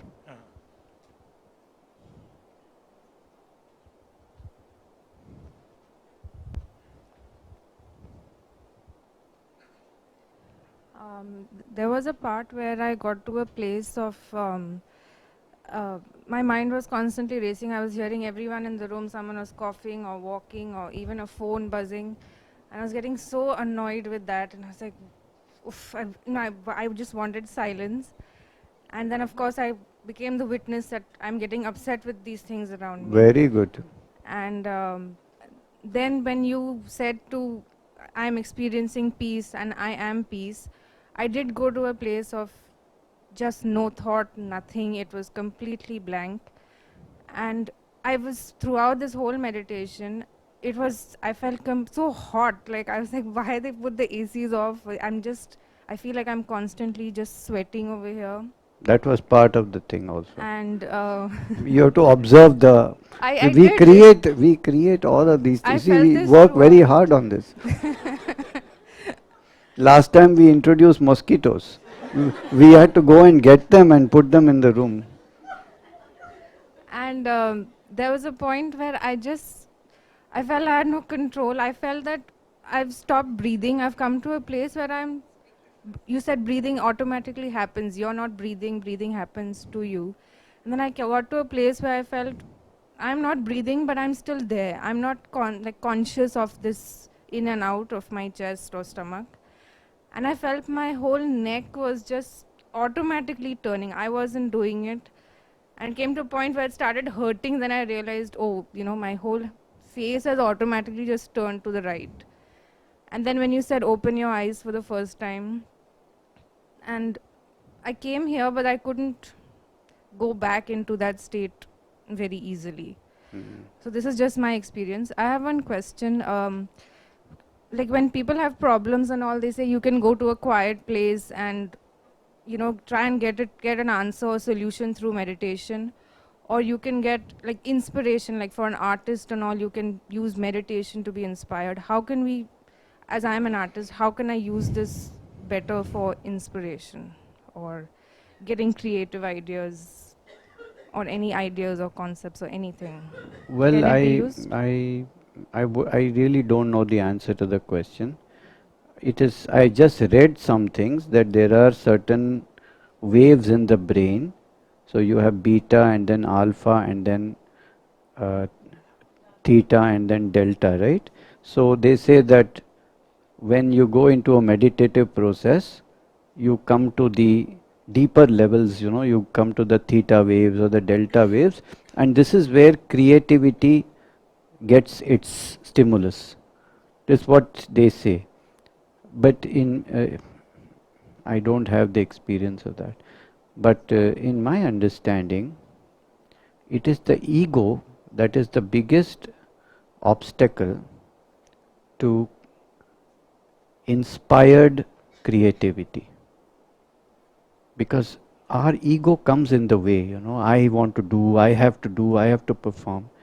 And this experience I have with singing, because I have learned classical music, and for many years I used to sing, and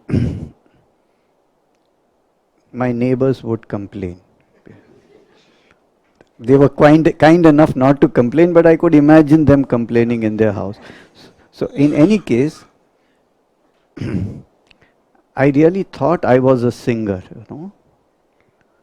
But then, at some point, I realized one thing, that if I get rid of my ego, then the raga, the melody, comes through me. That means the melody exists in the universe. It's already there. It's an entity. It's like you. There is like a mountain, like a river. It exists. It's there it's not created by man. Man discovered it. Right? So if I get rid of my ego, I can plug on to that raga, and then the raga sings me. And then that music is not mine. I take distance from it, and it just creates itself using me as an instrument. And that, I think, is the highest form of creativity. Because it's not we creating something, but we become an instrument of creation. Yes, absolutely. Thank you. A lovely experience. I don't think I want to analyze it. Okay, that's great, wonderful. I just want to stay in the beauty of it. And what was the experience? Without analyzing. Yeah. It was a state of tranquility. Okay. And what I feel, this concept you were talking about, the 3 flaws, I mean, you've made it so easy that we can definitely try to practice it on our own. But at the same time, I think if we have a few more sessions which you organize. Right.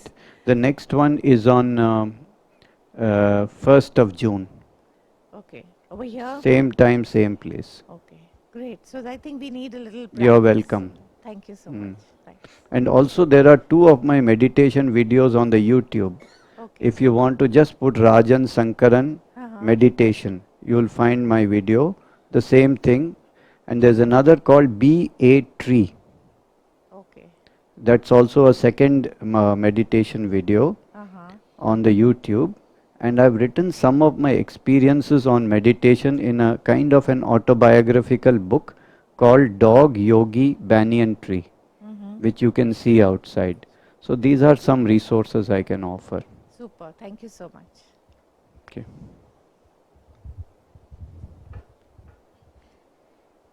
It was an amazing experience, and like our friend here said, this is probably the first time I've actually attended a lecture on meditation and even tried to sit quietly for a little while. But my question is, how do I learn to practice it? Because here we had you guiding us, and I was really fighting hard from falling asleep. How do we begin to practice it so that it's fruitful at the end of it, rather than fighting sleep? Well, as I said, that it would be good to do it repetitively till you are rooted in it. So another resource that I can offer you is a meditation CD where my guidance is there, and this CD is available to you outside. It is for free. You can just pick it up from the bookshop when you go out, Okay. and you can use it as a practice tool. Okay. Okay. Thank you.